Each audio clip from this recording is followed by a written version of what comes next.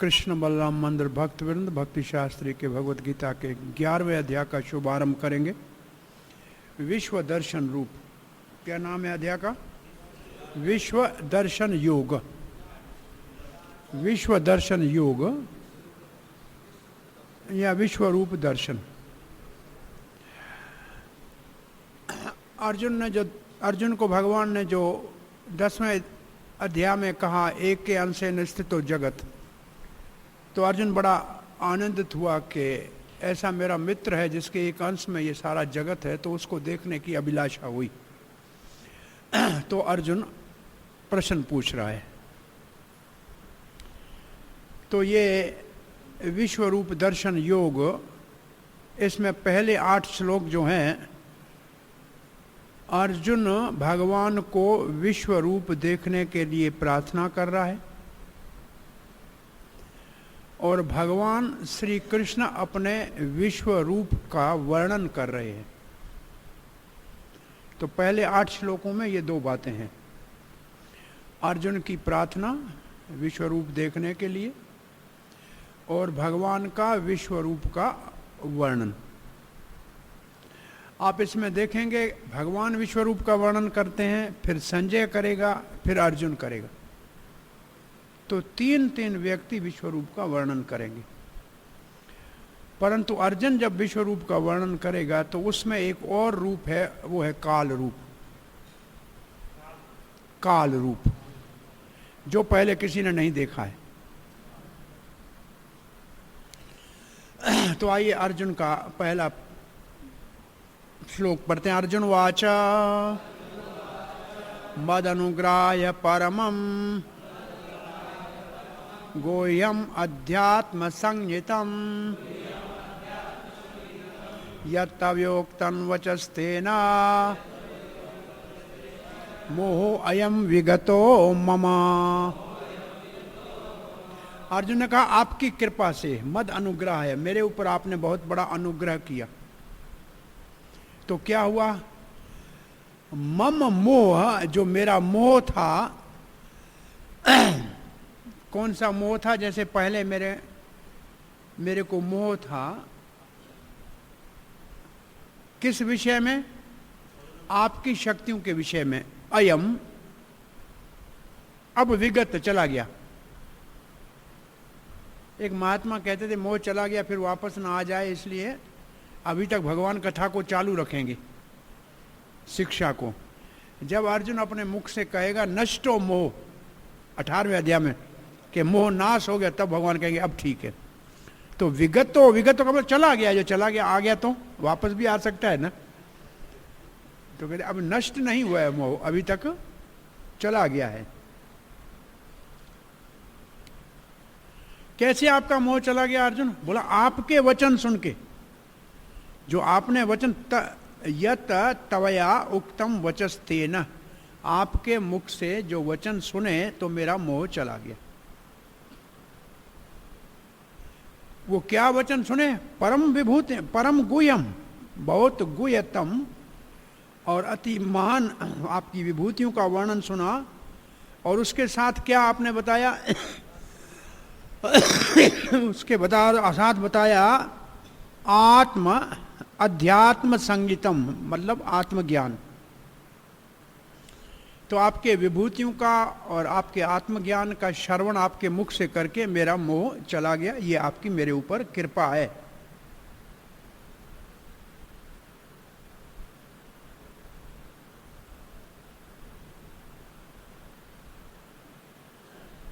क्या लिखा है प्रभुपाद जी ने इसका अनुवाद?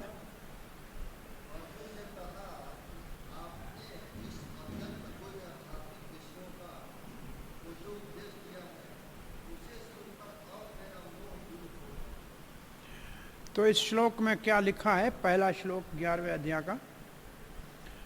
अर्जुन वाच मद अनुग्रहाय परमम गोयम अध्यात्म संगीतम यत तवयोक्तम वचस्तेन मोहो अयम विगतो मम। आपके आध्यात्मिक और परम गुह्य वचन जो आपने हमको कहे, कृपा करके उससे मेरा मोह चला गया।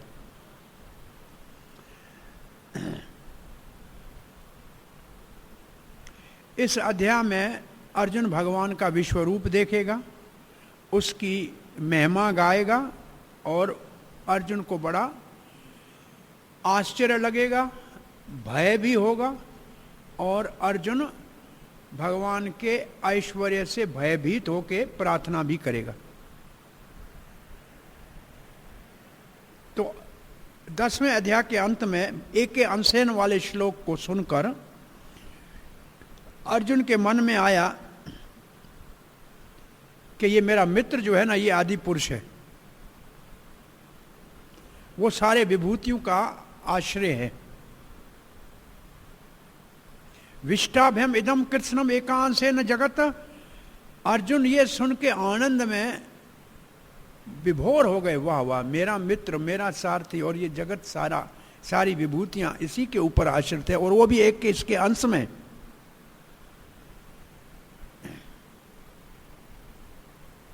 तो 3 श्लोकों में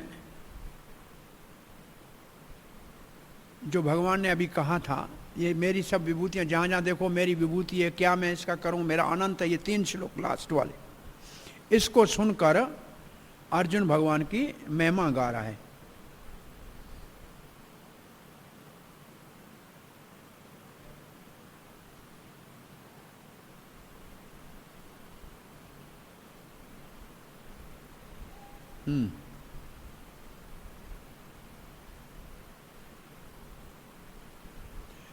तो ये आपने विभूतियां बताई, ये कहाँ है? अध्यात्म। ये तो आप में ही, ये सब आप में स्थित हैं, और इससे मेरा अज्ञान चला गया, मोह चला गया। तो जो भगवान के विश्व रूप देखकर अर्जुन में क्या क्या भाव उत्पन्न हुए, पहले भयभीत हुआ, आश्चर्यचकित हुआ, प्रार्थना भी की।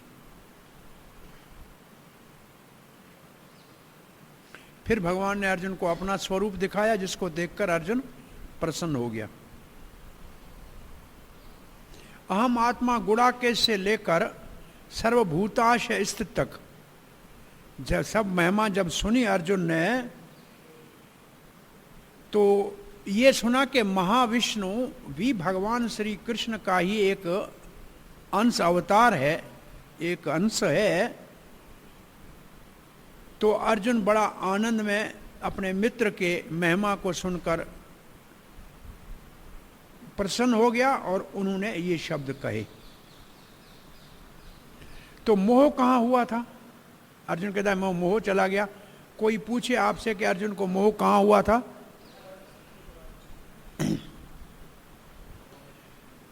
जहां अर्जुन ने कहा है योगेश्वर, मैं आपको कैसे जान सकता हूं, हर समय में आपके विषय आपको कैसे जान सकता हूं, अर्जुन ने पूछा है ना 10वें अध्याय में। योगेश्वर केशु केशु च रूपेशु चिंत्यम। तो ये अर्जुन का मोह था।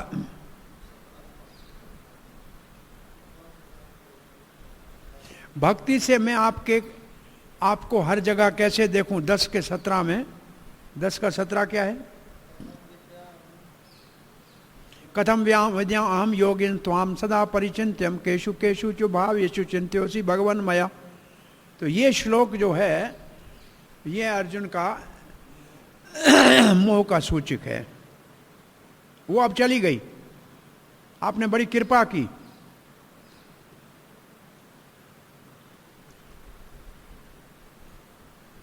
ये सारी विभूतियां आपने अपने अंदर दिखाई। ये बहुत गुह्य है, आपके अतिरिक्त कोई नहीं इसको जान सकता। श्रील प्रभुपाद जी लिखते हैं, इस अध्याय में भगवान श्री कृष्ण सब कारणों का कारण है, ये प्रकट कर रहे हैं।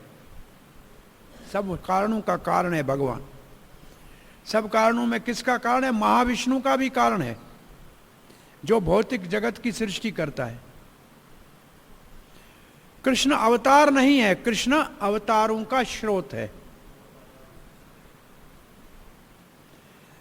और ये सब बातें इससे पहले जो अध्याय था उसमें कही गई। अब अर्जुन कहता है कि मेरा मोह चला गया, तो इसका अर्थ है अर्जुन को अभी और कोई मोह नहीं है। कौन सा मोह नहीं है? कि कृष्ण कोई सामान्य व्यक्ति नहीं है, ये तो परम पुरुष भगवान है, महाविष्णु का भी आदि कारण है, परमात्मा ब्रह्म का भी कारण है, जगत भी उनके पुरुष अवतारों से होता है। तो अब उसको इसके विषय में कोई मोह नहीं है। परंतु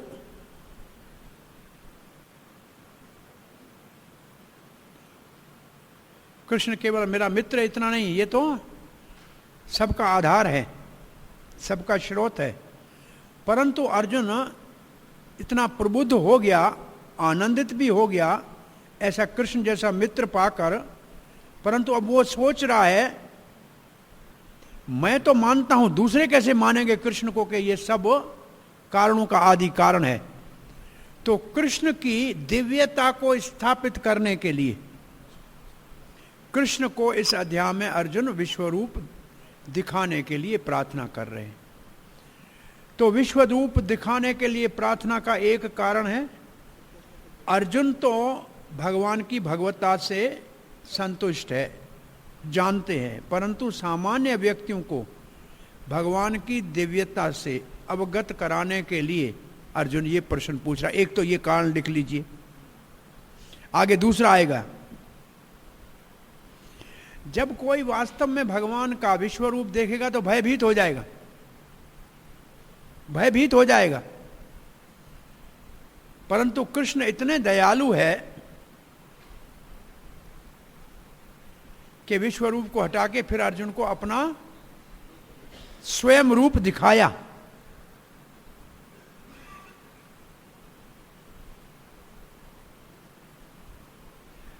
अर्जुन अब इस बात को स्वीकार करता है जो भगवान बार बार कह चुके हैं, और वो भगवान जो कह रहे हैं अर्जुन समझता है मेरे हित के लिए है। तो अर्जुन कहता है ये कृष्ण की कृपा है जो कुछ हो रहा है। अर्जुन अब पूर्ण रूप से आश्वासित है कि भगवान श्री कृष्ण सब कारणों के आदि कारण है और सबके हृदय में परमात्मा के रूप में विराजमान है। तो अर्जुन तो जानता है, परंतु एक कारण क्या है पूछने का अभी तक? अर्जुन क्यों पूछ रहा है विश्व रूप के लिए?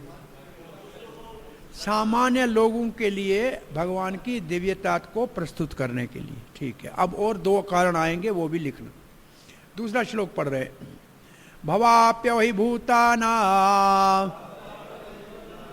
श्रुतो विस्तरो मया विस्तरशो मया त्वत्तः कमलपत्राक्ष महात्मायम् अपि च अव्ययम्। कमल पत्राक्ष, भगवान की आंखें कैसी है? कमल के पत्तों जैसी, और उनकी किनारी जो है बड़ी लाल लाल होती है, किनारे इधर लाल होती हैं, बड़ी लंबी आंखें इधर किनारे लाल होती हैं। पंखड़ियां पखड़ियां पकड़ियां, कमल की पकड़ियां। एक कमल पत्राक्ष, पत्र अक्ष, कमल के पंखड़ियों जैसे। विस्तर से, विस्तार से। श्रुतो, मैंने आपसे सुना। क्या सुना? भाव अप्याहि भूतानाम, सृष्टि, जीवों की सृष्टि और प्रलय के विषय में। और ये भी मैंने जाना, त्वतः, ये सब आपके द्वारा होता है। और महात्म्य भी, आपका महात्म्य भी सुना, आपके ऐश्वर्य को भी सुना। और ये भी मैंने सुना, च अव्ययम, इतना सब करने के बाद आप इससे प्रभावित नहीं होते हैं, जैसे के वैसे रहते हैं। ये भी मैंने सुना। क्या लिखा है श्रील प्रभुपाद जी ने?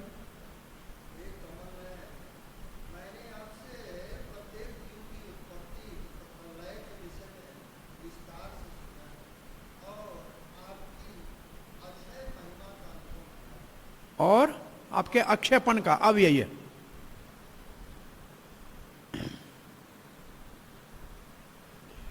तो भगवान की दोनों आंखें बड़ी बड़ी लंबी, लाल, और कोनों के ऊपर कमल के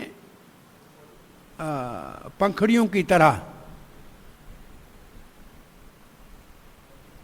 और ये आपकी सुंदरता आपके भक्तों के हृदय में प्रेम को प्रकट करती है, ये उसका सूचक है। गोपियां कहती हैं, कमल जैसी आपकी आंखें हैं, इससे बाण मार के हमको आप वध कर रहे हो। तो वध क्या कर रहे हैं? प्रेम को ही प्रकट कर रहे हैं। हमने साक्षात आपसे सुना है, कई बार सुना है, विस्तार से सुना है कि सृष्टि और प्रलय आपके ही अंतर्गत होता है। अव्यय महात्म्य आपका अविनाशी महात्म्य भी सुना है। कहाँ सुना? अगर भगवान कहे तो आपने कहा था ना, अहम कृष्ण से जगत प्रभव प्रलय स्थात, ये 7 के 6 में आपने कहा था।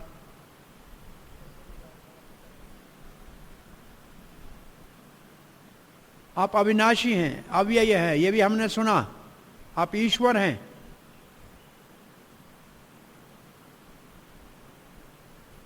और अन्य ईश्वर जो हैं देवता, उनसे उनका न तो आपको संग की आवश्यकता है, न ही उनसे आप प्रभावित हैं। मया तदमिदम सर्वम, इस श्लोक में आपने बताया। प्रभुपाद जी लिखते हैं, अर्जुन भगवान श्री कृष्ण को कमल नयन क्यों कह रहे हैं? बड़ी प्रसन्नता के कारण, आनंद और उल्लास के कारण। बोला ये प्रसन्नता अर्जुन को आई क्यों? बोला अर्जुन ने जो पहले अध्याय में कहा है ना, 10वें में, अहम कृष्ण से जगत प्रभव प्रलय स्थान तथा, मैं जगत के उत्पत्ति और प्रलय का कारण हूं। तो ये सुनकर अर्जुन बड़ा प्रसन्न हो गया कि मेरा ये मित्र साक्षात कमल नयन परम ब्रह्म है।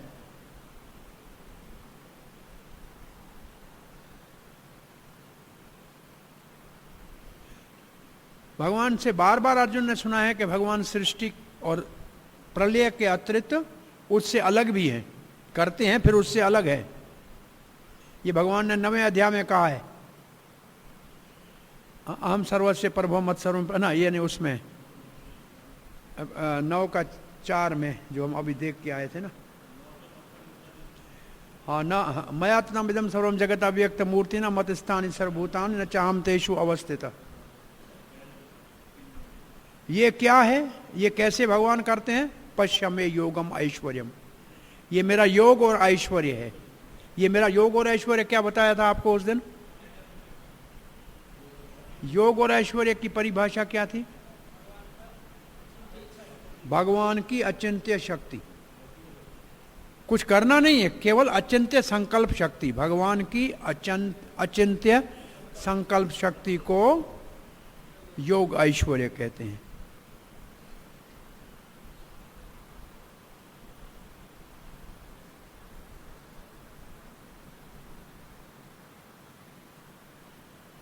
अर्जुन कहता है मैंने सब अच्छी तरह से समझा है। अब तीसरा श्लोक, एवमेतद् यथा तत्त्वम् आत्मानं परमेश्वर दृष्टुमिच्छामि ते रूपम् ऐश्वरं पुरुषोत्तमा। हे पुरुषोत्तम, जो आपने अपने विषय में कहा है, यथा त्वम आत्मानम तथा, आथा, एवं एतद, वो सब सत्य है।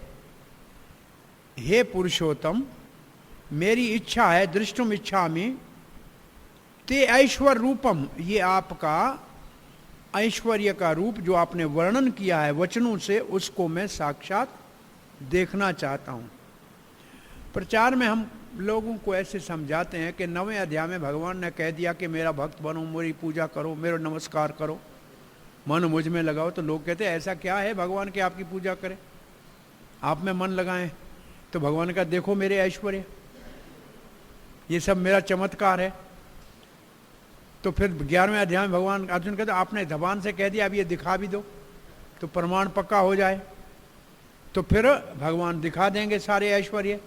तब 12वें अध्याय में भक्ति करने के लिए सबको प्रेरणा मिलेगी कि अब और कहाँ जाएं, भगवान की भक्ति ही करनी पड़ेगी। तो ये 4 अध्याय ऐसे आपस में जुड़े हुए, ऐसे इस तरीके से इन अध्यायों का सामान्य लोगों को समझाने के लिए ये भाषा है।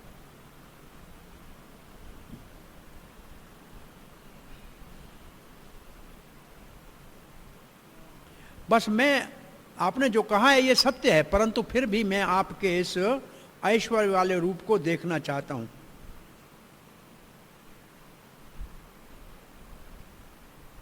आप पुरुषोत्तम हैं, आप सब जानते हैं, मेरी इच्छा को पूरी करेंगे। मैं तो आपकी मधुरता में ही मस्त हूं, परंतु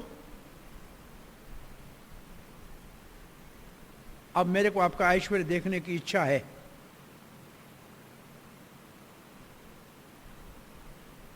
अब मैं आपका ये विश्व रूप देखना चाहता हूं। प्रभुपाद जी लिखते हैं,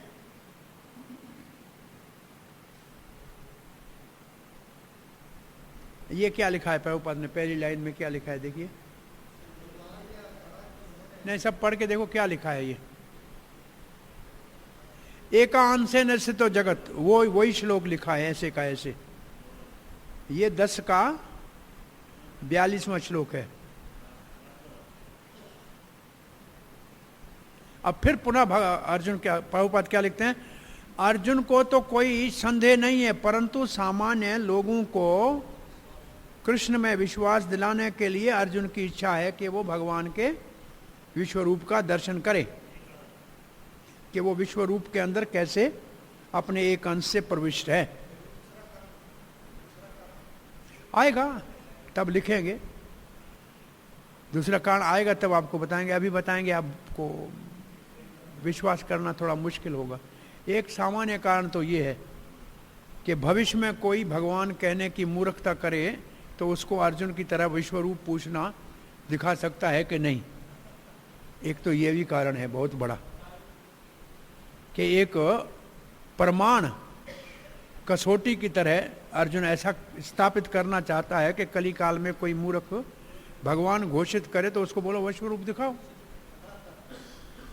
फिर लोग कहेंगे अरे अर्जुन को भगवान ने दिव्य दृष्टि दी तब दिखा ना, तुम्हारी दिव्य दृष्टि कहाँ है? तब आप बोलना आप दे सकते हैं, अर्जुन को कृष्ण ने दी थी, आप हमको दे दीजिए तो हम देख लेंगे। लोग भी बहुत बड़े चतुर हैं। तो ये प्रश्न निश्चित रूप से पूछा जाएगा।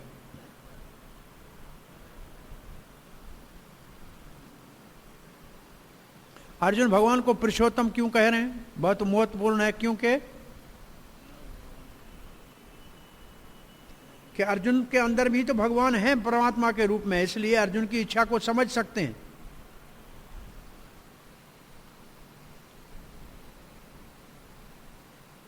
और भगवान ये भी जान सकते हैं अर्जुन की अपनी इच्छा नहीं है विश्व रूप देखने की, परंतु वो भगवान के इस श्याम सुंदर रूप से ही संतुष्ट है। फिर भी भगवान जानते हैं कि अर्जुन दूसरों को क्या करने के लिए, हाँ, विश्वास दिलाने के लिए। ओके, अर्जुन को कोई विश्वास की आवश्यकता नहीं है कि भगवान ने जो कहा है ये दिखा सकता है कि नहीं। अब देखो आया दूसरा कारण आया, देख लो इसके बाद की लाइन में दूसरा कारण आया ना। आगे चल के बहुत ऐसे नकली भगवान बनेंगे, अपना को उनसे उनके लिए प्रमाण पूछने के लिए। ये दूसरा कारण लिखा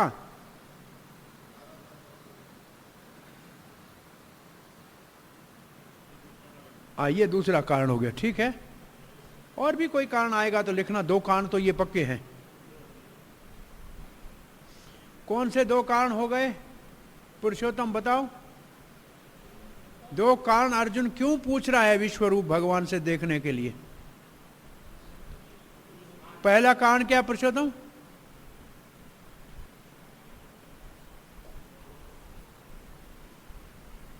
हाँ जी, है माइक दो।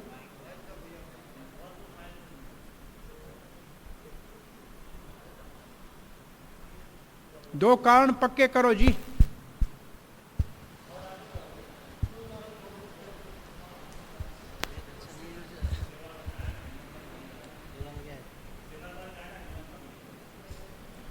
दो कोई आपके पड़ोसी से पूछो 2 कारण क्या है, पूछो, इससे सहायता लो।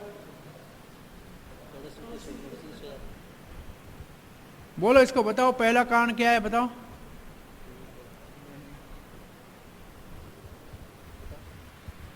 पड़ोस अच्छा, देखो स्वयं को पता न लगे तो पड़ोसी अच्छा रखना चाहिए। पहला कारण स्वयं को विश्वास था, परंतु दूसरों को कृष्ण की दिव्यता का विश्वास दिलाने के लिए। और दूसरा कारण कली काल में तथाकथित नकली भगवान अपने आप को घोषित करें तो उनको प्रमाणित करने के लिए विश्वरूप दिखाना एक कसौटी के रूप में अर्जुन स्थापित करना चाह रहा है, ठीक है। अब हम पढ़ रहे हैं 4था श्लोक। मन्यसे यदि तक्षक्यम मया दृष्टुम इते प्रभो योगेश्वर ततो मे त्वं दर्श्यात्मानमव्ययम्।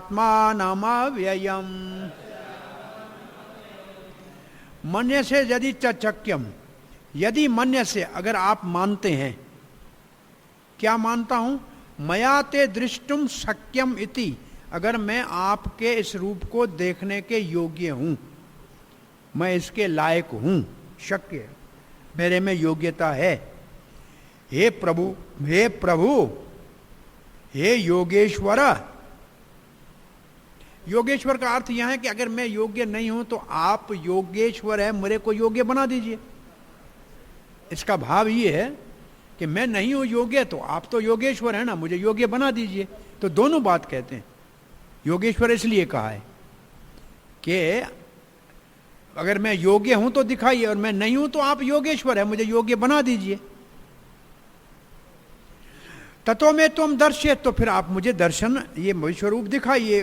कैसा विश्वरूप? भगवान कहते हैं अव्ययम आत्मानम, ये जो अविनाशी आत्मा आपका जो रूप है। तो इस श्लोक में अर्जुन भगवान से आज्ञा मांग रहा है। पहले प्रशंसा की है भगवान की, आपने कृपा की, करुणा की, इतना बड़ा अच्छा बताया। अब कहते हैं अगर मुझे आप योग्य समझें तो अपना विश्वरूप दिखाइए। तो ये एक प्रकार का आज्ञा मांगनी है भगवान से कि मैं देखने के योग्य हूं तो दिखाइए।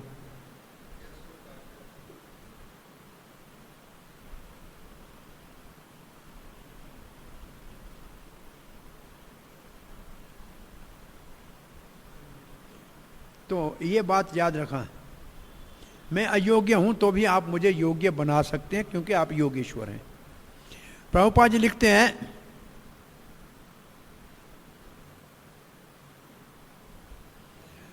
चार बातें लिखी हैं प्रभुपाद ने। ये कहा जाता है कि कोई न देख सकता है, न सुन सकता है, न समझ सकता है, न परम पुरुष भगवान का अनुभव कर सकता है। किससे? भौतिक इंद्रियों से। अब बताइए कोई श्लोक कैसे लिखा है प्रभुपाद जी ने? अत श्री न कृष्ण नामादि न भवेत ग्राह्यम इंद्रिय। तो ये जब लिखा है तो आपके दिमाग में आना चाहिए कि प्रभुपाद जी अपनी तरफ से नहीं लिख रहे हैं। ये प्रमाण है कि भगवान श्री कृष्ण को देखना, सुनना, समझना, अनुभव करना इंद्रियों से संभव नहीं है। परंतु अगर भगवान की हम प्रेममयी सेवा में लगेंगे, और वो सेवा शुरू कहाँ से होती है? तो भगवान अपने आप को प्रकट करें। ये उसी श्लोक का दूसरा लाइन है, सेवानो मुख्यदि जीवादो अतः स्पर्धे अध। तो ये पूरा श्लोक हो गया ना। तो इसके सामने छोटी लाइन लिख दिया करो कि ये श्लोक के अर्थ, इसको कोट बोलते हैं कि ये प्रभुपाद जी का कोट है। ये प्रभुपाद ने किसी और शास्त्र से उद्धृत किया है, ये कोटेशन है। अब प्रभुपाद जी कारण दे रहे हैं कि जीव भगवान को क्यों नहीं समझ सकता। कि जीव है बेचारा अंश, भगवान है अंशी। जीव है एक चिंगारी और भगवान है पूरा अनंत आग का सागर। तो चिंगारी कहाँ समझ पाएगी, अंश कहाँ अंशी को समझ पाता है, ये संभव नहीं है।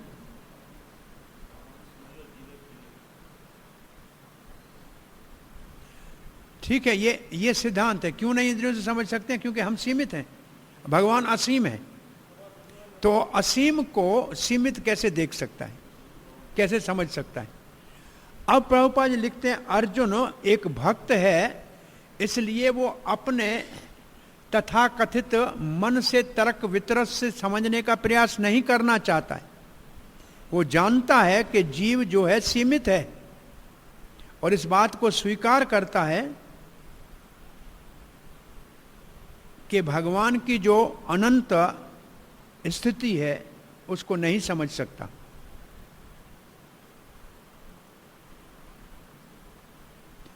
क्या अर्जुन के मानता है कि सीमित जीव असीम भगवान को नहीं समझ सकता? जीव है सीमित, वो भगवान अनंत को कैसे समझेगा? अब कहते हैं अगर अनंत भगवान अपने आप को प्रकट कर दें तो फिर ये संभव है कि जो अनंत है उसके कृपा से अनंत को जाना जा सकता है। देखो प्रभुपाद ने अंग्रेजी में शब्द लिखे continuously, if the infinite reveals himself then it is possible to understand the nature of infinite by the grace of infinite. तो इन्फिनिट के लिए क्या शब्द लिखा है? अनंत, असीम। अनंत असीम की कृपा से अनंत असीम को समझा जा सकता है अगर अनंत अपने आप को प्रकट करे। योगेश्वर शब्द बहुत महत्वपूर्ण है क्योंकि भगवान अचिंत्य है। कैसे हैं भगवान? अचिंत्य है। वो चाहें तो अपने आप को प्रकट कर सकते हैं अपनी कृपा से, भले वो अनंत है फिर भी अपना चाहें तो अपने आप को अपनी इच्छा से सीमित रूप में भी प्रकट कर सकते हैं। इसलिए अर्जुन भगवान के अनंत अचिंत्य कृपा के लिए प्रार्थना कर रहा है। प्रार्थना कर रहा है तो इसके विपरीत क्या होता है? आदेश नहीं दे रहा है। जैसे लोग मूर्ख आते हैं, भगवान दिखाओ, तेरे बाप का नौकर है। ऐसे नहीं, बहुत से लोग आते हैं, ऐसे क्या पूछते हैं, आप कुछ प्रश्न पूछना चाह रहे थे क्या? क्या प्रभु जी, ये जो विश्वरूप जो भगवान ने दिखा रहे थे, कई एक शास्त्रों में तो ये मतलब एक काल्पनिक रूप बोला गया है, तो ये अर्जुन को कैसे दिखाए भगवान ने? कैसा रूप बोला गया है? काल्पनिक, इमेजिनरी। काल्पनिक तो नहीं है, काल्पनिक नहीं है। ऐसे कहते ये सोपन में नहीं देखा है अर्जुन, ये साक्षात भगवान का भौतिक जगत का रूप है। इसके लिए दो शब्द हैं, एक विश्व रूप, एक विराट रूप। नहीं, विराट रूप भी काल्पनिक नहीं है। एक काल्पनिक कुछ नहीं है, वो केवल भौतिक जगत में है, वो भौतिक जगत में है, परंतु वो काल्पनिक नहीं है। विराट रूप सृष्टि के लिए है और विश्व रूप अर्जुन को दिखाया है। वो विराट रूप जो है भागवत के दूसरे स्कंद के पहले अध्याय में है।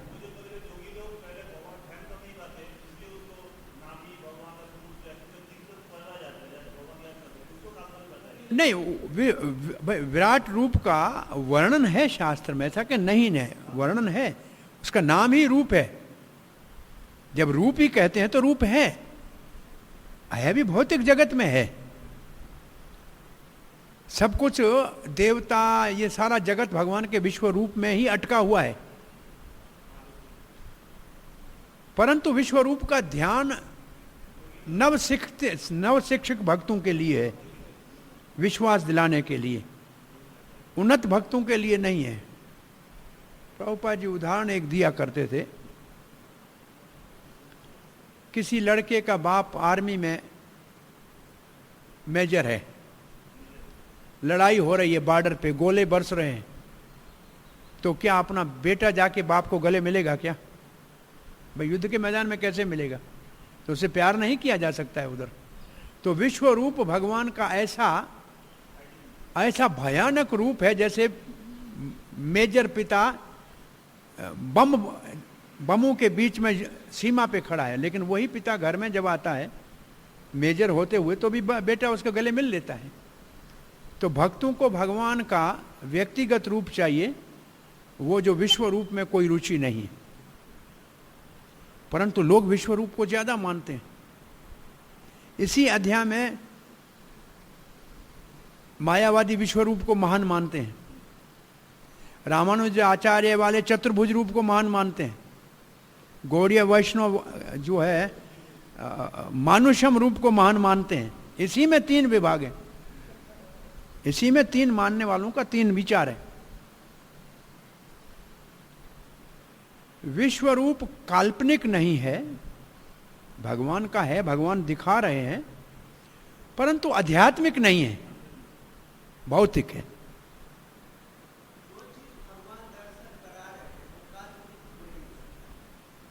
हाँ, जगत भी काल्पनिक नहीं है।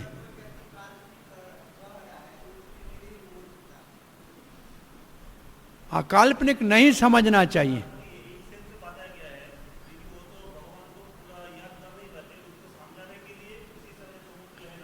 देखो, इसको 2 बातें कहते हैं। अब इसके लिए ये बात समझनी ऐसे पड़ेगी।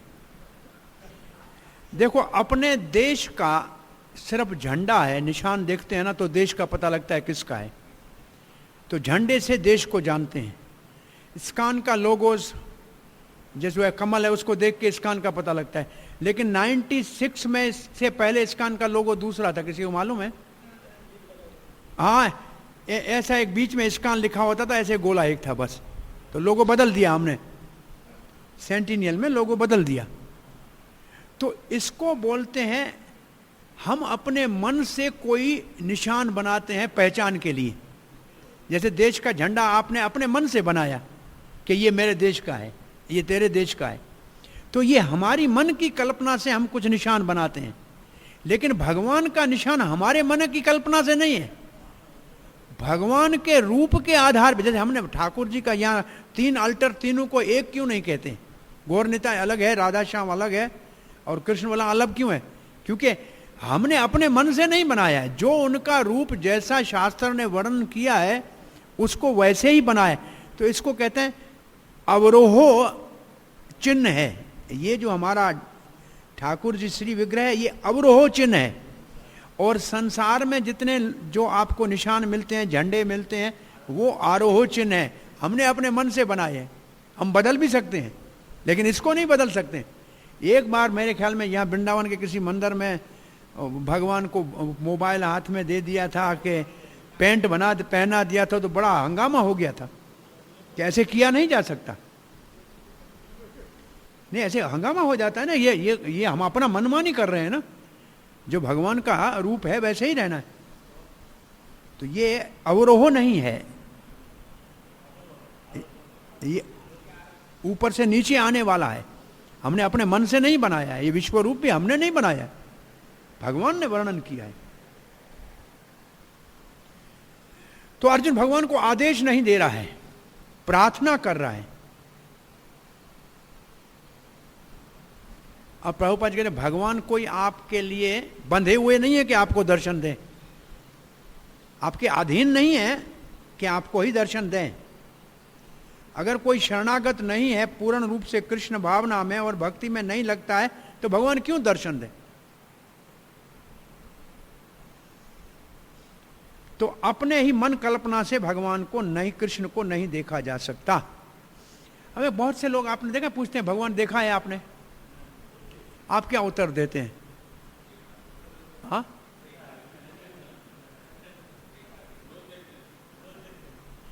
हम ऐसे उत्तर देते हैं कि हम रोज देखते नहीं हैं। हम भगवान को जो खिलाते हैं वो प्रसाद भी रोज खाते हैं। नहीं, पागल थोड़ी है घर छोड़ के यहां बैठे हैं, पागल हैं क्या? भगवान को देखा भी है, भगवान जो खाते हैं वो खाता भी है। आप आइएगा, आपको भी खिलाएंगे। ये तो मूर्ति है। बोला मूर्ति किसी को खिलाती है कि जाओ रोड के ऊपर बनी हुई है मूर्ति का भी हलवा पूरी देती है क्या तेरे को? भाई तो मूर्तियां बाहर खड़ी हैं, चौराहे के ऊपर बहुत सी लगी हुई हैं, क्या उनसे वहां से हलवा पूरी मिलती है क्या? रसगुल्ला मिलता है? नहीं मिलता ना। तो ये कैसे देते हैं? मूर्ति नहीं है तब देते हैं ना, मूर्ति होते तो कैसे देते? ये तो साक्षात भगवान है। नहीं, ये तो मूर्ति है, वैसे ही कहेंगे। तो उसको कहना अभी तक तुम भी मूर्ख हो, जब तुम सुधर जाओगे तो ये इसके यही भगवान तुम्हें दिखाई देगा। और क्या कर सकते हैं?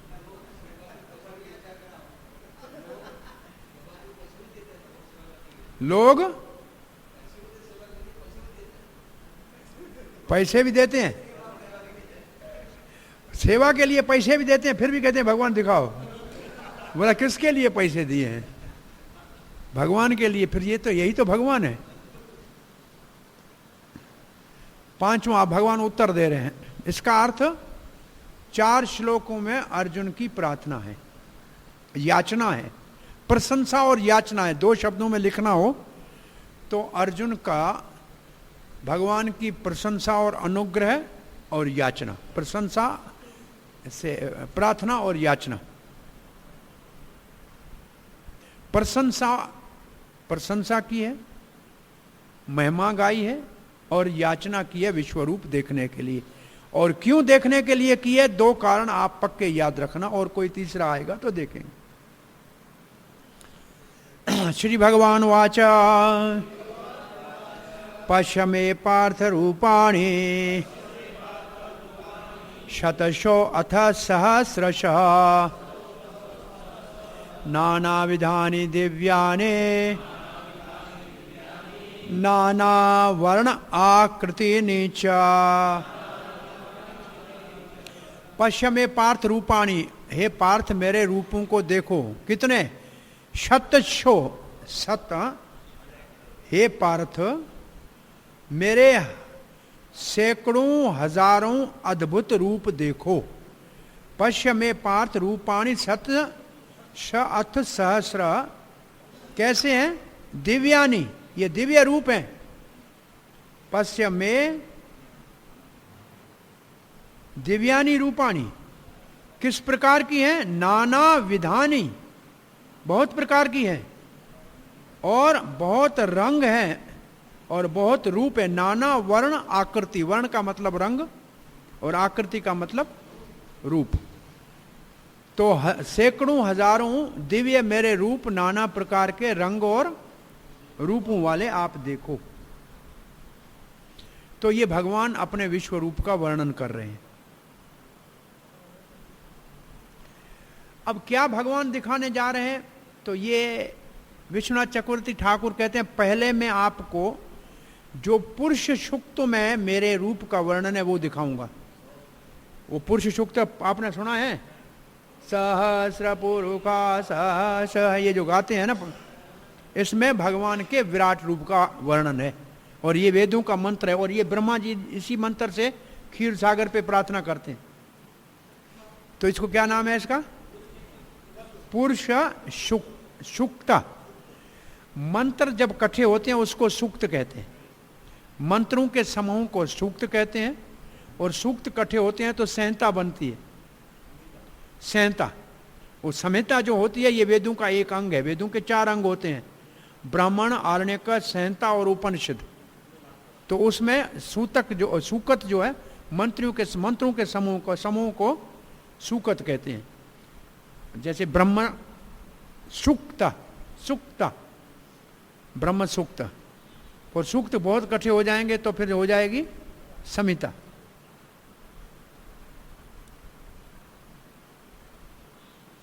बोला कौन सा वाला पुरुष? सहस्र शीर्षा प्रोखा सहस्राक्ष सहस्रपात, ये जो श्लोक है पुरुष सूक्त का, वो हजारों हाथों मुखों वाला रूप दिखाऊंगा पहले, फिर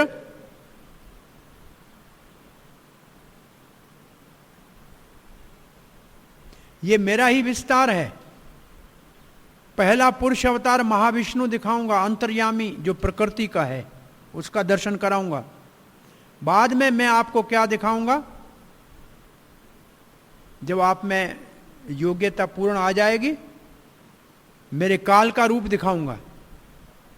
तो भगवान क्या दिखाएंगे? पहले पुरुष सूक्ता वाला, सहस्र मुख वाला, बाहु वाला रूप, फिर कारुण दक्षाई वाला रूप जो सारे प्रकृति का आत्मा है, अंतर्यामी है, और फिर दिखाएंगे काल रूप जब वो योग्य बन जाएगा।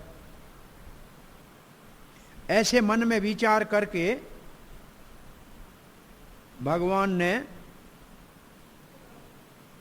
ऐसे मन में विचार किया, और तब अर्जुन का आप सावधानी से सुनो, तब ये श्लोक कहना शुरू किया। इस मेरे एक रूप में ये सब आप देखना, ये सारी मेरी विभूतियां हैं। ये जो विश्व रूप में ये सब भगवान की विभूतियां हैं, ये भगवान के एक अंश में है।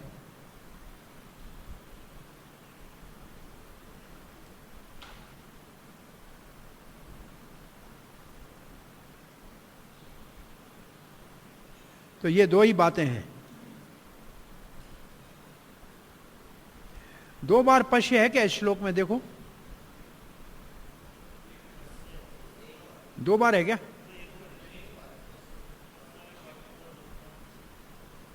और बहुत से श्लोकों में पश्य भगवान कहेंगे, क्योंकि आश्चर्य, अब देखेगा अर्जुन को आश्चर्य हो गया, इसलिए भगवान ऐसे कह रहे हैं।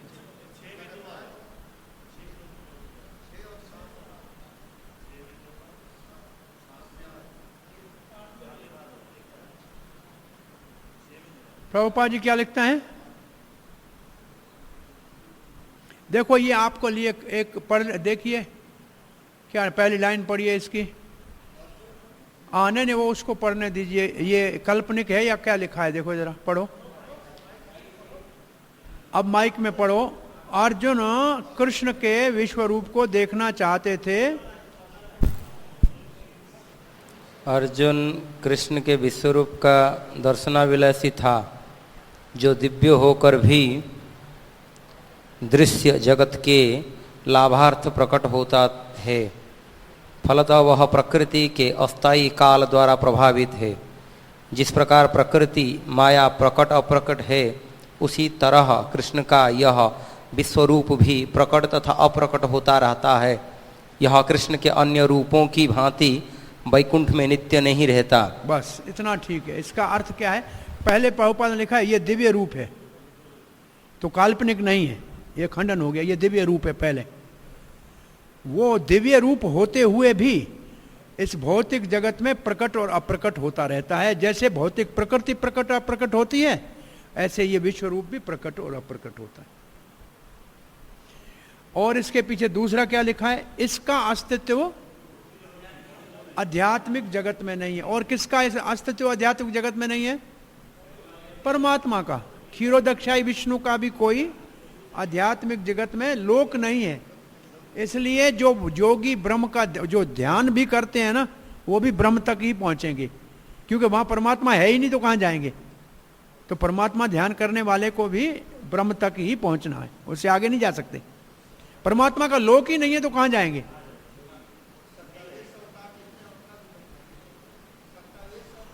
शक्ति अवतारों का लोक नहीं है, परंतु मुख्य अवतारों का लोक अपना अपना है वैकुंठ में।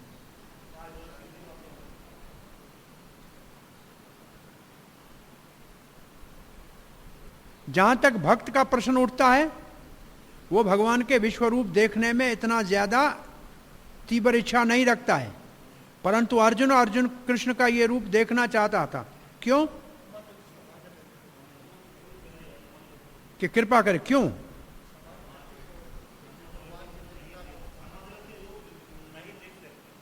सामान्य लोग तो नहीं देख सकते हैं, परंतु अर्जुन को कृष्ण कोई कृपा करके शक्ति दे तब वो देख सकता है। चलो बाद में कभी ये प्रश्न पूछेंगे। हाँ, क्या लिखा है? भक्त को कोई विश्वरूप देखने की इच्छा नहीं है, परंतु अर्जुन यहां कृष्ण के विश्वरूप को देखना चाह रहा है इस प्रकार कि भगवान कृष्ण अपने आप उस रूप को प्रकट करे। सामान्य लोग इस विश्वरूप को नहीं देख सकते हैं, कृष्ण कृपा करके शक्ति देगा तब उसको देख सकते हैं। इस रूप का नाम क्या है दूसरा? विराट रूप। विराट रूप है जब सृष्टि करते हैं तब उसको विराट रूप कहते हैं। ये विश्व रूप विराट रूप में इतना ही थोड़ा अंतर है। ये दिव्य रूप है, ये तो पढ़ा ना, ये क्या है? ये दिव्य रूप है, तो इसलिए इस दिव्य का एक अर्थ है देवताओं का रूप है, जो देवता देख सकते हैं, क्योंकि देवता इसी रूप में स्थित होते हैं। इस रूप को देवता देख रहे थे ऊपर से, अकेला अर्जुन देख रहा है ऐसा नहीं, देवता देख रहे थे। तो भगवान ने अर्जुन को दिव्य दृष्टि दी, मतलब देवताओं वाली दृष्टि दी। अब एक मैं आपसे प्रश्न पूछता हूं, अर्जुन की वास्तविक जो कृष्ण के प्रति दृष्टि है वो महान है या दिव्य दृष्टि महान है? वास्तविक दृष्टि प्रेम की है, उससे भगवान की महिमा में कोई रुचि नहीं है, परंतु उससे थोड़ा नीचे उतर के अर्जुन विश्वरूप देखना चाहता है, तो भगवान ने वो देवताओं वाली दृष्टि दी है। लेकिन भक्तों को इसकी जरूरत नहीं है, ये नीचे आए हैं भगवान। जैसा एक मैसेज प्रभुपाद के इसका कोट आया था मेरे पास आज ही, ऐसा क्या?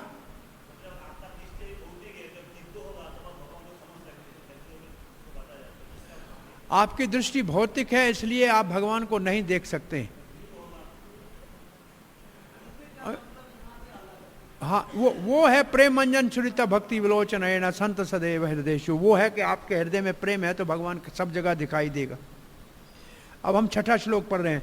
पश्यादिताम वशम रुद्रान अश्विनो मरुतस्तथा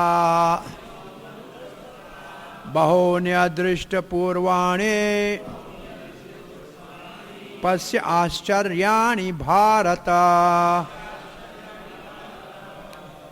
हे भारत देखो, आदित्य देखो, वसु देखो, रुद्र देखो। 12 आदित्य देखो, 8 वसु देखो, 11 रुद्र देखो, 2 अश्वनी कुमार देखो, 49 मारुत देखो, और भी आश्चर्य जो कभी नहीं देखा है वो भी देखो। इसमें आश्चर्य किस बात का है? एक जगह भगवान बैठे हुए सब दिखा रहे हैं, ये सारे रूप एक जगह बैठे हुए रथ के ऊपर दिखा रहे हैं, और इससे पहले इनको देखा ही नहीं है। 2 श्लोक जो है इनमें ऐसा वर्णन किया है कि पहले नहीं देखा है लोगों ने, और आप भी आश्चर्यचकित हो जाओगे। प्रभुपाद जी क्या लिखते हैं? अर्जुन भगवान श्री कृष्ण का निजी अंतरंग सखा है और बहुत ही प्रगत और प्रबुद्ध व्यक्ति है, परंतु वो भी, उसके लिए भी संभव नहीं है कि वो सब कुछ कृष्ण के विषय में जाने। क्या 3 कौन से गुण लिखे हैं अर्जुन के यहाँ? घनिष्ठ मित्र, अंतरंग मित्र 1, दूसरा उन्नत विद्वान। फिर भी वो भगवान को पूर्ण रूप से नहीं समझ सकता है। यहां ये कहा गया, इससे पहले मानव ने इस भगवान के रूप के विषय में न सुना है न देखा है। अब भगवान अर्जुन के ऊपर कृपा करके ये रूप दिखाएंगे। 7वां, यह कृष्णम जगत कृष्णम पश्यादित्य सचराचरम पश्याद्य सचराचरम मम देहे गुणाकेश ये चान्य दृष्टुम इच्छसि। अद्य, अभी, इय इसी जगह पे, पश्य एक स्तंभ, एक ही मेरे शरीर के किसी अंग में देख लो, मेरे किसी शरीर के एक अंग में ही देख लो, नाखून में देख लो, सब दिखाई दे देगा। मुझे मत देखो, मैं नाखून मेरा देख लो ना, एक ही अंग में। जगत कृष्णम, ये पूरे का पूरा जगत चर और अचर जीवों के साथ। हे गुड़ाकेश, और भी जो देखने की इच्छा है वो भी देख लेना। इसका अर्थ है तुम्हारे को चिंता है ना, कौन युद्ध जीतेगा कौन हारेगा, ये तेरी संशय है ना, ये भी इसमें देख लेना अगर देखना हो तो।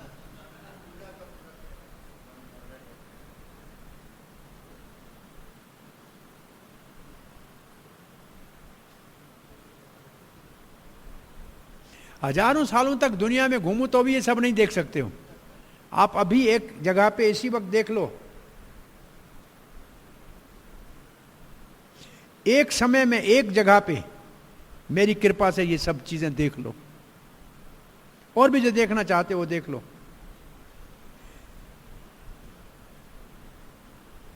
ये जगत का आधार है मेरा रूप, ये प्रधान का कारण है, महत्त्व का कारण है। और आप अपनी विजय को देखना चाहते हो और दूसरों की पराजय को देखना चाहते हो और भी कुछ देखना चाहते हो तो देख लो। ये बलदेव विद्याभूषण का भाव है। प्रभुपाद जी क्या लिखते हैं, एक जगह बैठे हुए पूरे जगत को कौन देख सकता है।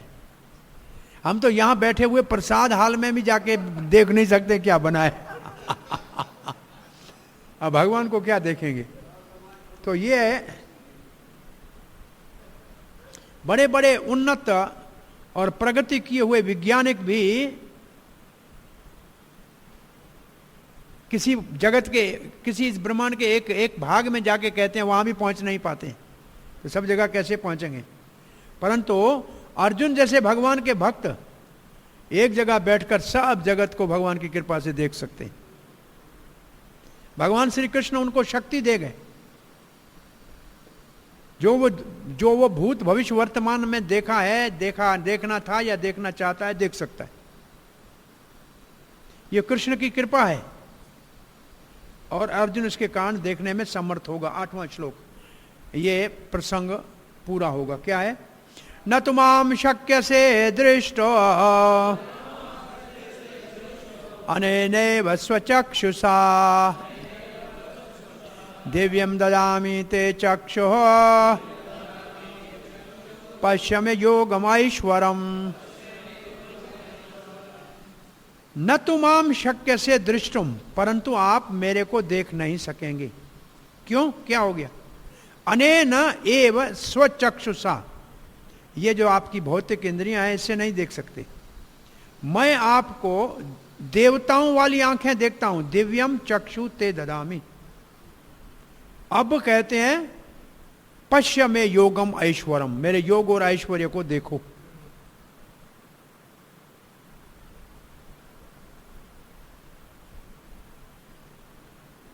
अब चक्रवर्ती बात आपका समाधान कर रहे हैं राखिल राजा। चक्रवर्ती पाद कहते हैं कोई ये न समझने के भगवान ने जादू से कुछ कल्पना करके दिखा दिया, या कोई ऐसे जादूगर जैसे कैसे दिखाया ऐसे दिखाया, ऐसे कोई कल्पना ना करे। इसलिए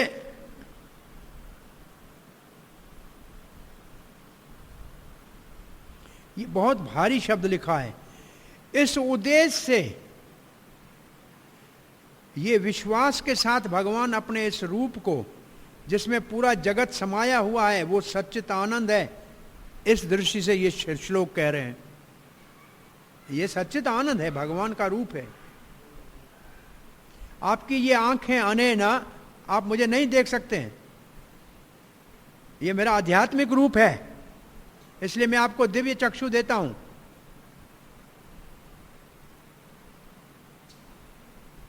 ऐसे क्यों भगवान कह रहे हैं, अर्जुन को आश्चर्य में डालना था। वो अपने आप को भौतिक स्तर पे जान रहा था, लेकिन भगवान का मित्र है तो उसको भगवान चमत्कार दिखाना चाहते हैं। वास्तव में अर्जुन भगवान का नित्य सखा है। पहले वो नर नारायण के रूप में भी प्रकट हुए हैं, तो अर्जुन की कोई भौतिक आंखें तो है नहीं, तो अर्जुन की भौतिक आंखें नहीं है, ये बात पहले कहते हैं। तो फिर उसको यह आध्यात्मिक आत्मा आंखें देने का क्या प्रश्न उठता है? इसमें कौन सा तर्क है? जब अर्जुन की आंखें सामान्य है नहीं भौतिक, तो उसको दिव्य आंखें देने की क्या जरूरत है?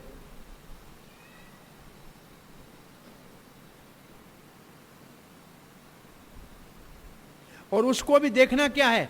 भगवान के एक अंश में इस जगत को स्थित है, उसको देखना है। उसके लिए क्या जरूरत है? जब अर्जुन की आंखें पहले ही दिव्य हैं, भगवान का पार्षद है, तो क्या जरूरत है इसको देखने की?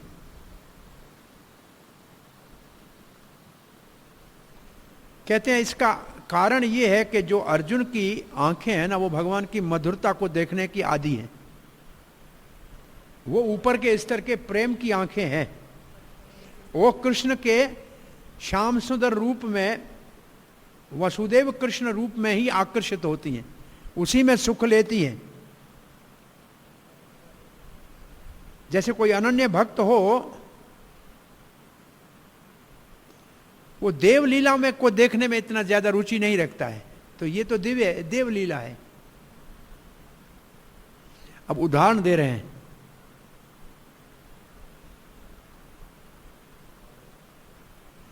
जिसने सफेद कमल का रस पी लिया हो,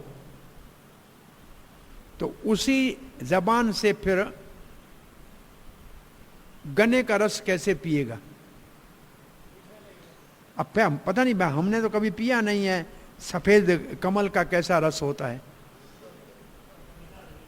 हाँ, गन्ने के रस को कैसे पिएगा? उसका कोई सुख, गन्ने का रस अच्छा ही नहीं लगेगा। हाँ, व्हाइट लोटस, सीधा लिखा है व्हाइट लोटस। हाँ, मिश्री लिख दिया। मिश्री को पीने वाला गन्ने के जूस को कैसे पसंद करेगा?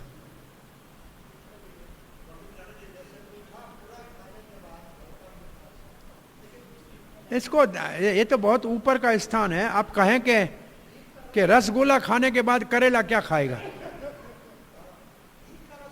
हाँ, अब भगवान अर्जुन को अपना वैभव वाला रूप, जिसमें वो देवताओं के साथ लीला करते हैं, वो दिखाना चाहते हैं, जिससे अर्जुन को आश्चर्य होगा। इसलिए अर्जुन को अब मानवीय आंखें दी, जो देवलीला को देखने के लिए, वैभव को देखने के लिए उचित है। इस अध्याय के अंत में उन आंखों को देखने का कारण बताया जाएगा। तो यहां क्या लिखा है, भाव क्या है?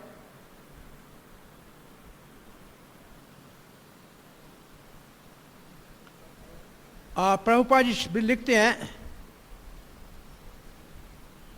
शुद्ध भक्त तो भगवान के दो हाथ वाले रूप को देखना चाहते हैं, श्री कृष्ण के और कोई रूप देखना नहीं चाहते।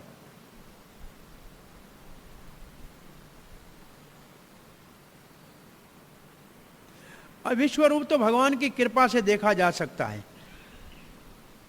अब एक बात ये चक्रवर्ती पात करने ये है, बलदेव विद्याभूषण का भाव प्रभुपाद जी ने लिखा है, इसको थोड़ा ध्यान से याद रखना। भगवान ने अर्जुन को मन से नहीं, पर दिव्य आंखों से, बोला दिव्य मन नहीं दिया, दिव्य आंखें दी। ये दो शब्द हमेशा याद रखना। दिव्य मन दिया होता तो अर्जुन इसी में प्रसन्न हो जाता। तो मन तो वही था जो कृष्ण के श्याम सुंदर रूप में आकर्षित था। आंखों से ये देखा तो अर्जुन को ऐसा पसंद नहीं आया, बोला ठीक है बंद करो इसको, अभी जरूरत नहीं है, मन में पुराना है। तो दिव्य मन नहीं दिया, दिव्य आंखें दी। मन से देखने वाला फिर उसी में तलीन हो जाएगा। तो भगवान ने मन नहीं दिया, दिव्य आंखें दी, दिव्य मन नहीं दिया। ये बलदेव विद्याभूषण का भाव है।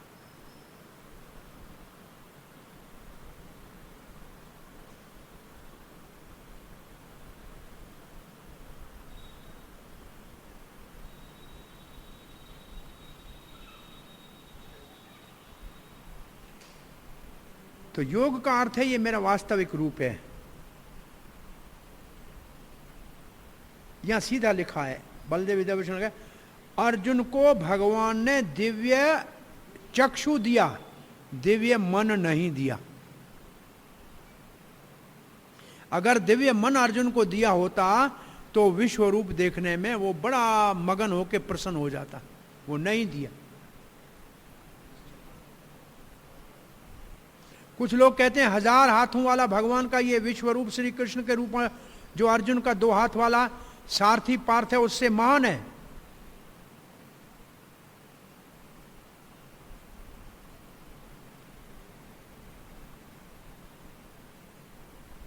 ये विचार सही नहीं है।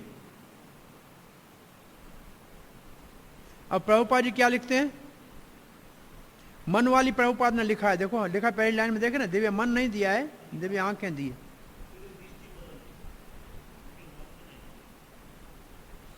दोबारा लिखा है, भगवान के विश्व रूप को देखने के लिए कृष्ण ने अर्जुन को आंखें बदली, मन नहीं बदला।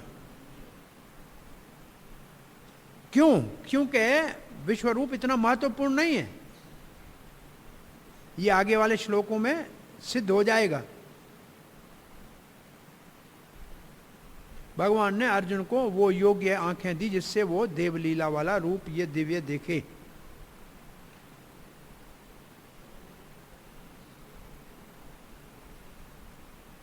अब क्या लिखा है, जो भगवान के प्रेम से संबंध में जुड़े हुए वो भगवान के इस वैभव वाले चमत्कार वाले रूप में आकर्षित नहीं होते। लिखा है गॉडली डिस्प्ले ऑफ ऑपुलेंसेस। क्या लिखा है इसके लिए? ईश्वरहीन किसके? और ऐश्वर्य के ईश्वरहीन भगवान श्री कृष्ण के मित्र, भगवान के माता पिता कभी भी भगवान कृष्ण के वैभव से प्रभावित नहीं होते थे। वो केवल शुद्ध प्रेम में ही निमग्न रहते थे। जानते थे भगवान परम पुरुष है, फिर भी, और जब प्रेम का व्यवहार करते थे भगवान की भगवत्ता को भूल जाते थे। इसलिए भागवत में लिखा है, बड़े कोई पुण्य किए होंगे, पुण्य के पुंज किए हैं ग्वालों ने, इसलिए कृष्ण के साथ खेल रहे हैं। एक श्लोक है भागवत का, उनको मित्र के रूप में मिला है, पूरा श्लोक है, यह पढ़ा है ना। इत्थम सताम ब्रह्मा सुखा अनुभूतया दास्यम गतानाम परदेवतेना माया आश्रितानाम नरदारकेण साकं ब्रजहो कृत पुण्य पुंजा। ये पढ़ा, इसका अनुवाद पढ़िए 10, 12, 11 का। ये श्लोक पढ़ते हैं तो हमारा पहला विभाग पूरा होगा। इसका पढ़िए जरा, अनुवाद क्या है?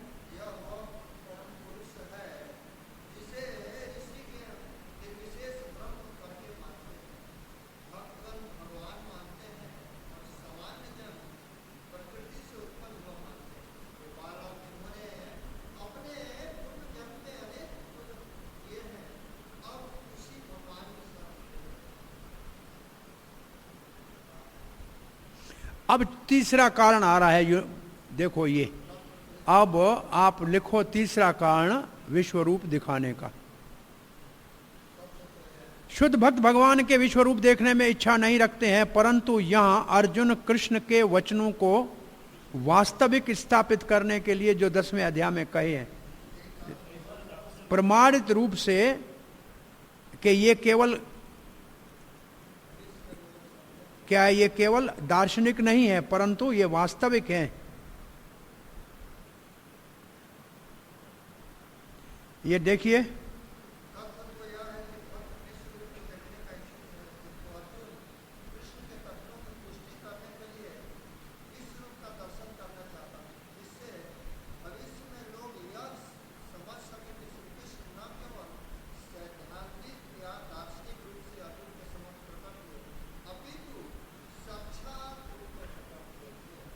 तो ये तीसरा कारण है। और फिर प्रभुपाद जी लिखते हैं, क्योंकि अर्जुन से भगवान परंपरा शुरू कर रहे हैं तो उनको ये स्थापित करना भी जरूरी था। हाँ यहां तक है। तो 3 कारण हो गए जी विश्व रूप देखने के, ठीक है।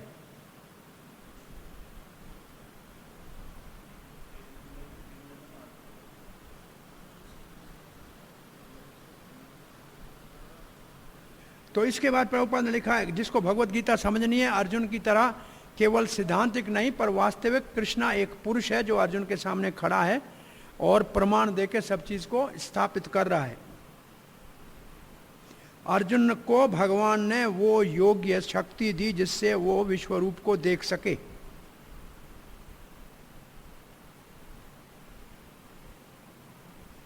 अर्जुन को कोई देखने में रुचि नहीं थी। यहां हमारा ये विभाग पूरा हुआ। दूसरा विभाग कल शुरू करेंगे। संजय अर्जुन की विश्व रूप की दृश्य का वर्णन करेंगे 9 से 31 तक बोलेंगे संजय, क्योंकि अर्जुन देख रहा है, कहां से बोलेगा? तो संजय कहेगा अर्जुन क्या क्या देख रहा है। तो संजय का अर्जुन के विश्व रूप दर्शन का वर्णन 9 से 31 तक। तो ये हमको देखना पड़ेगा, कल और परसों में पूरा होगा। कहां तक है? 31 तक है। और 32 से काल रूप, भगवान के काल रूप का वर्णन 32 से 34 तक। और निमित्त मात्र बनूं, मैं काल हूं। वैसे काल रूप का वर्णन उसमें भी आएगा, जहां आएगा आपको बताएंगे। 34 तक तो ये है। और 35 से 46 तक अर्जुन की प्रार्थनाएं, अर्जुन की प्रार्थनाएं।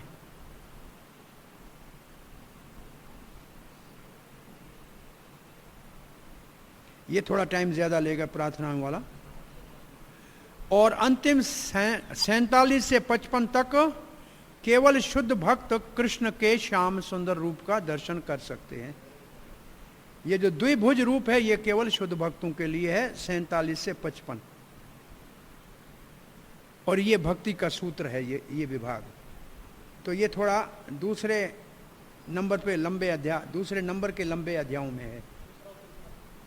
पहले नंबर में 2 और 18 है, दूसरे नंबर में ये और ये अपना 11 और 6 है। 11 और 6 दूसरे में, इसके बाद सब छोटे। सबसे छोटा है 12 और 15। और सबसे मुश्किल यही है, जो छोटे हैं वो मुश्किल है। तो कल अपन नए श्लोक से शुरू करेंगे, ठीक है? कोई प्रश्न जिज्ञासा है? प्रश्न है कोई इस विभाग से?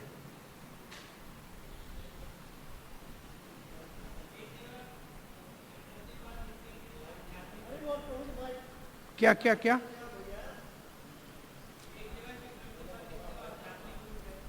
एक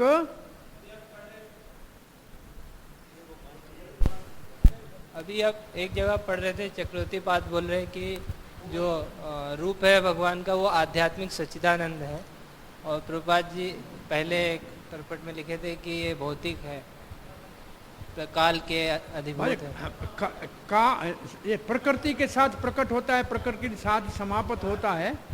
लेकिन है जिसके, जैसे प्रकृति कोई देवी है, ऐसे गुणमयी कहा है, प्रकृति कोई दिव्य कहा है, तो ये रूप भी दिव्य है प्रकृति के लिए, लेकिन है दिव्य, काल्पनिक नहीं है। दिव्य का मतलब काल्पनिक नहीं है, भौतिक नहीं है, भगवान का रूप है। तो सच्चिदानंद है तो फिर काल के वशीभूत कैसे हो? यदि सच्चिदानंद है तो फिर काल के वशीभूत कैसे हो गया? काल के वशीभूत कैसे हो गया? काल के वशीभूत तो नहीं है, भगवान की इच्छा से प्रकट होता है और समाप्त होता है। काल इसका क्या बिगाड़ेगा, भगवान का रूप है तो। पर भगवान की ऐसे ही योजना है, ये सृष्टि की जैसे योजना है। सृष्टि होती ही विराट रूप के माध्यम से है। असल में जो गर्भोदक्षाई विष्णु है ये विराट पुरुष है, ये विराट पुरुष है, इसको भूमा बोलते हैं। तो ये है बस, इसके आंख से सूर्य निकलता है, इसके ये सब इस तरीके से इसका वर्णन है। तो ये भगवान है, आध्यात्मिक है, पुरुष अवतार है, इसे लिखा है पुरुष अवतार है। तो इस ये सामान्य है, भौतिक चीज नहीं है, परंतु आध्यात्मिक जगत में इसकी आवश्यकता नहीं है। और भी विश्व रूप के लिए कई जगहों पे पढ़ेंगे, बार बार जगह पे आपको कुछ इसकी जानकारी मिलती रहेगी।